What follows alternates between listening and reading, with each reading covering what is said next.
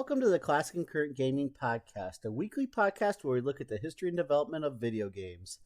I'm your host, RxD22, and we're deep in Season 4 now as we're exploring games that some people might not really enjoy, but they're personal games that I really do enjoy.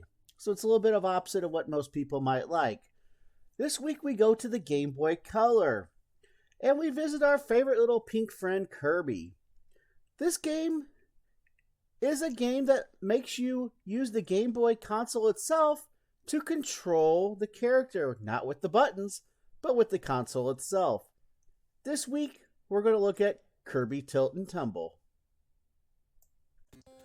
Kirby Tilt and Tumble is an action puzzle video game developed and published by Nintendo for the Game Boy Color handheld video game console. It was released in Japan on August 23, 2000, and in North America on April 9, 2001. Due to the cartridge having a built-in accelerometer, it has a unique shape as well as a unique transparent pink color in reference to Kirby. The game received an official re-release on a Nintendo Switch Online service on June 5, 2023. Plot: the game begins with Kirby napping on a cloud when he is awakened as a Waddle Dee walks by carrying a round pinball-like bumper. He then sees King Dedede carrying a long bumper. Suspicious of the king's intentions, Kirby hops on a warp star and follows him, determined to find out what he is up to. Soon, Kirby discovers that Dreamland has lost its stars and sets off to get them back. Gameplay: Kirby Tilt and Tumble uses a series of accelerometers to control Kirby. The goal of the game is to guide Kirby to the level's goal within the allotted time by tilting the Game Boy in the direction which the player wishes to move him. The game registers a pop action when the player quickly jerks the Game Boy, rotating the game toward the user, as if flipping a pancake. Doing so will fling Kirby into the air. The game revolves around the collection of the numerous stars strewn about the levels. To beat the game entirely, the player must collect each level's red star. This will unlock the bonus worlds, where they are slightly harder versions and players start with less time. The timer counts down until the player has reached the level's end.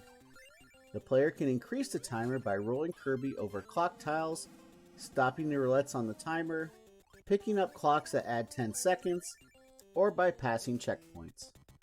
When the timer drops below 50 seconds, an alarm sounds, warning the player to hurry up and finish the level, and the music that was previously playing changes to a more fast-paced version. The player starts with 5 lives and will lose 1 if Kirby loses all of his health from enemy or hazard damage, falls off the level, sinks in quicksand or water, or runs out of time. The game ends prematurely when all lives are lost, although the player can continue the game from the beginning of the current stage by selecting Continue. Development: Kirby Tilt and Tumble started development in April 1999. It was originally titled Koro Monkey Tilt and Tumble, and starred a monkey. After discussing with Shigeru Miyamoto, the developers then switched the character to Kirby. The game was released in Japan on August 23, 2000. It was then released in North America on April 9, 2001. It was not released outside Japan and North America. Reception: Kirby Tilt and Tumble received favorable reviews according to the review aggregation website Game Rankings. It debuted at number 4 by the American market research company NPD TRSTTS for the month of April 2001. Game Informer wrote that while the game's concept sounds simple enough, it actually results in one of the most dramatic, high-tension game scenarios seen on any system.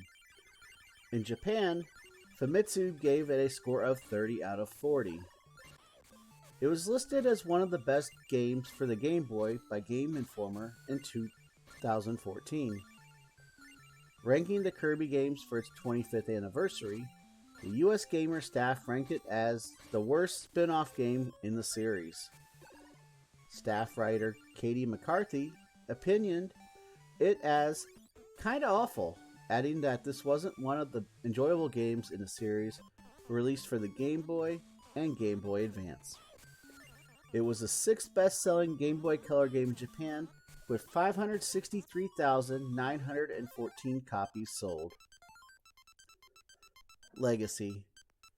A planned sequel to the original game, titled Kirby Tilt and Tumble 2, was shown at Nintendo Space World 2001, which was being developed for the GameCube, and was planned to require Game Boy Advance connectivity. Video game designer Shigeru Miyamoto demonstrated the gameplay, showing Kirby falling off a ledge on the television screen to the Game Boy Advance screen. He also mentioned that the player could write programs, such as mini-games, into the game cartridge.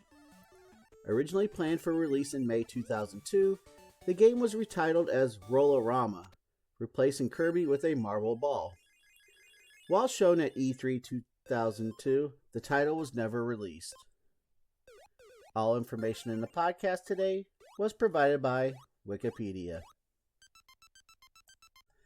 And that'll wrap up episode 62 of the Classic and Current Gaming Podcast. In Season 4, we're looking at games that some people might not enjoy that I personally do. That's the theme for this season. The podcast comes out each week. You can check it out several different ways. If you have YouTube, you can check out the channel. We have a video presentation there with gameplay. Or if you're on the go and you want to listen to it, check out Spotify or your other favorite listening channel as well, and you can find the podcast there. We'll be back next week with another retro game for you. It's been RxDude22 from the Classic and Current Gaming Podcast signing out. Keep on gaming. See you on the next stream. Be good to each other. And you'll hear and see me on the podcast next week.